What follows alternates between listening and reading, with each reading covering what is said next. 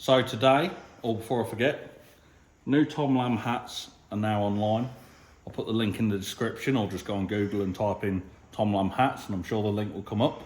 We've got loads of different stuff going on today, so we're gonna have a quick look at the cow muck heater thing, because I've sussed a problem and I've managed to get it to a really good temperature, so we're going to look at that in a minute.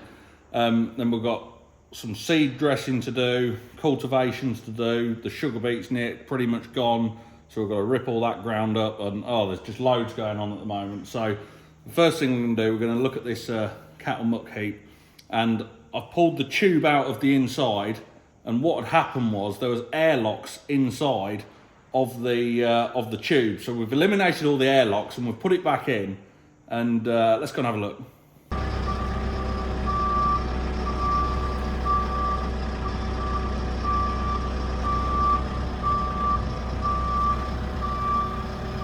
Right, we're now going to see what temperature it's at now that we've got the airlock out of it. That is actually hot water coming out of there. Don't know if you can see the steam coming out the top. That is actually really hot. I think we've sussed it. Let me get the temperature thing. Keep seeing steam coming out of it. What are we at now? It's getting hotter the more that comes out. Look at that, that's a result. Last time we were 34, so now it's gone to 37.4. I've just emptied it out and see if we get any more heat coming out the other end of the pipe. You should see steam coming out of this, look. See the steam coming out of the bucket? That is a good result so far. Oh yes, 44.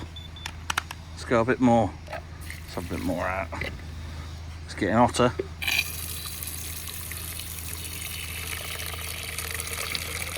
Just show you it's not a fluke, but the pipe's stuffed in the heap down here like this.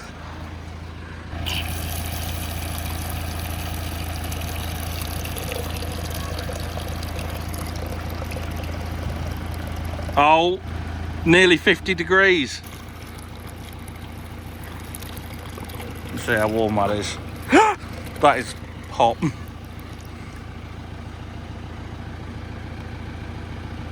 There we go, magic number. 50 degrees, we just had it there. Right, next we're just going to go up on top of the mezzanine floor, because Cramp are here, Cramp UK, Caroline has come along. We're going to go and have a look at this new setup that they're installing, and I'm really excited to show you. Right, so we've just been setting up this this nut and bolt racking in the workshop. I'm very pleased. We added this a couple of months ago, so we've got all different nuts and bolts, and we've got like a barcode here, so we can actually scan with our phone. We can scan it and reorder, so it's really good. So we're not spending hours now looking downstairs through Grandad's old bits and bobs. Carolina here has very kindly come and set this next bit up, because you can actually add to this as much as you want. So in this racking here, we've got like loads of different sprays. We've got like R-clips down here, linch pins, and then all inside here, we've got different screws, all more different. What are these screws in here? These are self-tapping? Self-tapping one, yeah. It's so a lot of different sizes and variety of the different ones. You need the metal one and the wood one also. Okay, and then we've got more R-clips in here. Yeah, and we have so much more space to grow, to put any other thing you will need to add to your KWS towers, and you have some more space to add your little bits. So what we do, if we want some other bits and bobs, we can order them from you, and then you send like one of these stickers. Yes, I will send this to you by post, and you can just put extra parts. Next one we've got up here. Oh, look in here. We've got loads of like, mini hose clips, aren't they? Yes. And then in the top here, we've got like different bits and bobs. We've got some fuses, grease nipples, and then we're just waiting for a few other bits. Because on here we've got cable, so we're just waiting for some cable drums, because we're going to have all our cable on here, so we can just pull it out. And then round the corner, what have we got just here? Summit. We have a threaded bar. Yes. And then you can put every other different size of them on the one side, and you have a labels on the top. You can just scan them. Okay.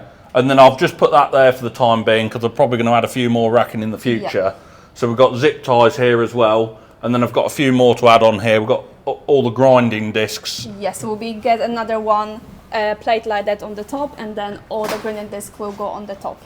So we can change this as well. You can customise what you have, can't you? Yes, you can choose whatever is the best for you. Everything is really flexible. It's actually you tell me what you need, and then we design the racking up to your needs. So you could have like 2 sets of drawers here. Yes, you can have 2 sets, but you can't have more than 2 because they're middle section. Yeah. And because they're quite heavy ones, they need to be in the middle. Okay. But you can have 2 of them in the one tower. Okay.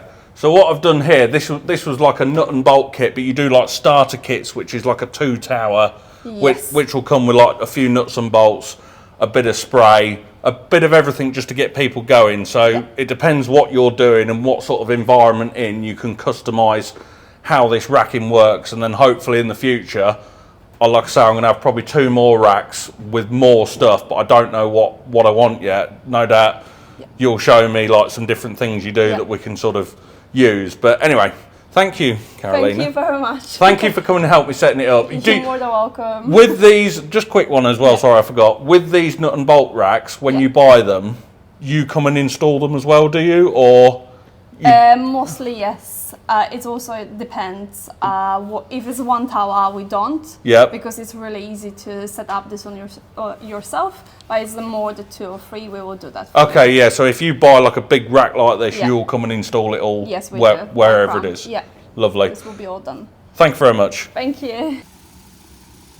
Next up on the job list, we have a bit of wheat being loaded out of that shed there, loading up into the Bailey blower trailer. And to our left here, we've got Angular Grain Services, and they're dressing the seed for us. So we're cleaning the seed, we're putting a chemical on it, and we're going to have a quick look at that process, how that happens.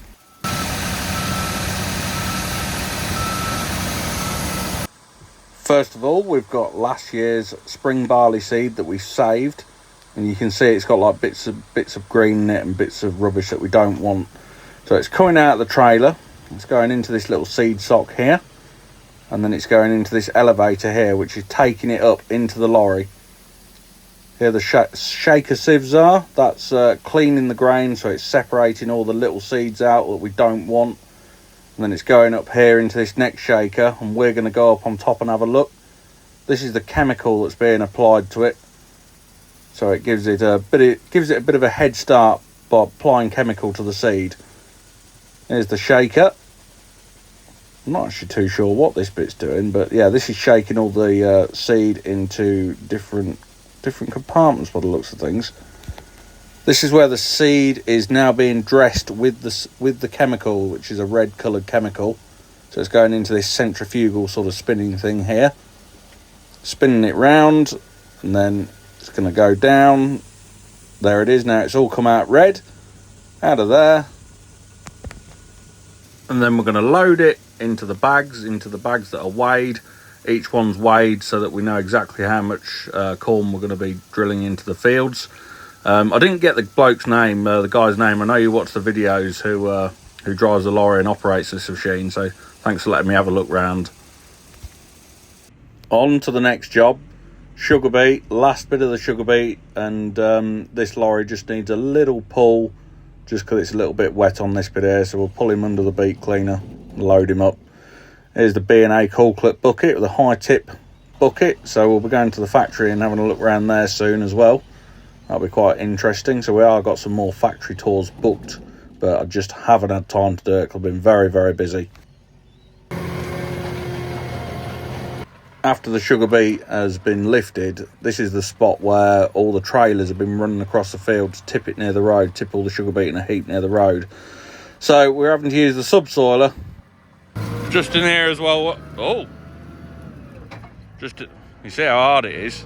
Just in here as well, where the sugar beet was, where they've ran down there and ran down here. And now just running the Simba SL 500 through it to rip it up a bit more.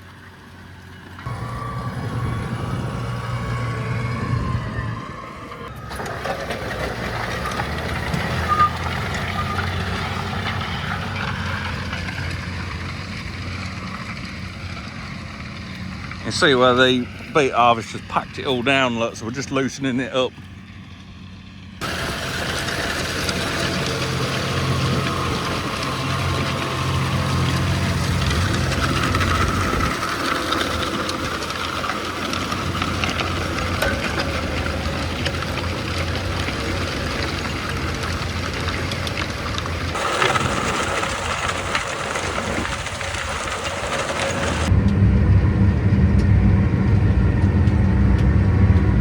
First bit of ploughing to work down in this one.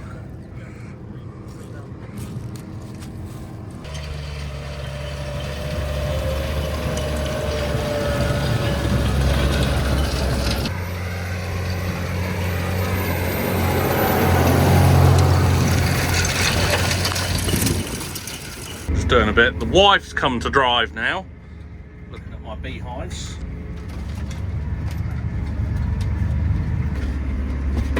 No, I'm stuck in the door. What, you stuck in the door? My lathe. Huh? My lathe. Oh, where? Show me. Pull it. I might leave you to do this. I think you should. You should go to the diner and get milkshakes. I want a milk chocolate chip, please. Okay. What are you gonna have? Don't know. I've let the wife loose in the tractor.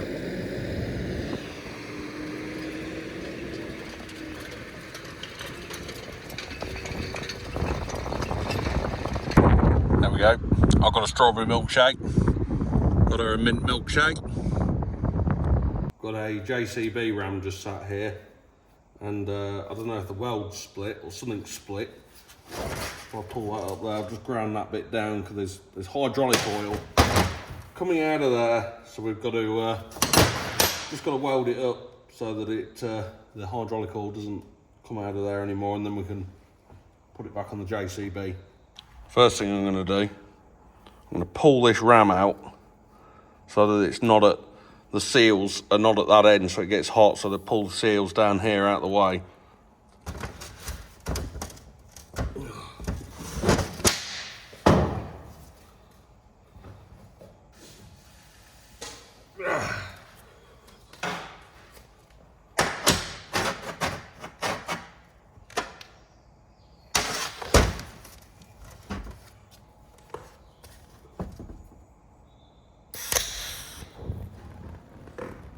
Oh.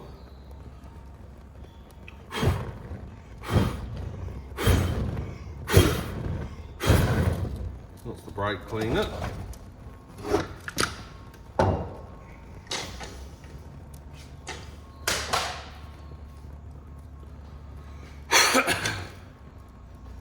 Use some brake cleaner just to give it a clean, and I forgot to let it dry and that's caught fire. There we go.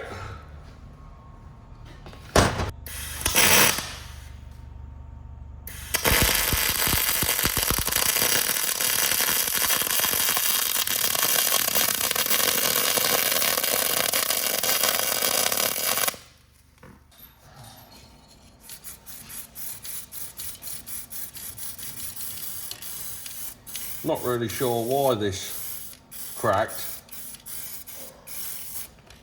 but just let it cool down a bit. Put some more paint on it. Yeah, not really sure why it cracked, but it just, there was like a hairline crack around the weld, just there, and it was just, every time you used it, it just seep oil down here, and it wasn't bad, but every time you park it up at night, there'd be a little pool of oil under it. So just get that, and then it makes it safe again as well. And we'll fill it back up with the hydraulic oil. So when that's cooled down, we'll just put some more black paint on it and tidy it up, and we'll get it back on the JCB. So that's the ram just there. Just put it back on. Don't seem to be leaking at the moment. Have a look in the back here. It was that ram just there that goes up there. So we're just going to need to give it a wash as well. A lot of hydraulic oil left over in there. So there we have a bit of a mixed variety of what's been going on the last couple of days. Still got a lot more stuff coming up. Just got to get round to doing it. Still looking at the cramp racking, very pleased with that. So yeah, give us a comment and let you know what you think. Always try and answer back as many as I can. So yeah, see you all in the next video. Bye.